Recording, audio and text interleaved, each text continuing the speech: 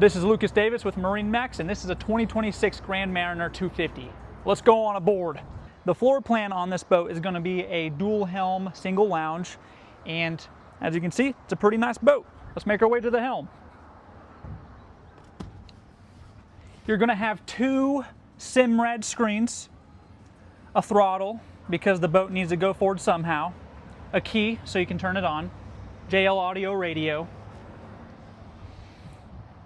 a beautiful lounge in the back, very adjustable. If you want, you can put one side end of this end up, have this end down, and now you can lounge facing forward. So it goes both ways. It's got a 400 V10 engine on the back and a lily pad ladder and a little swim seat in the back. It's loaded full of a whole bunch of stuff.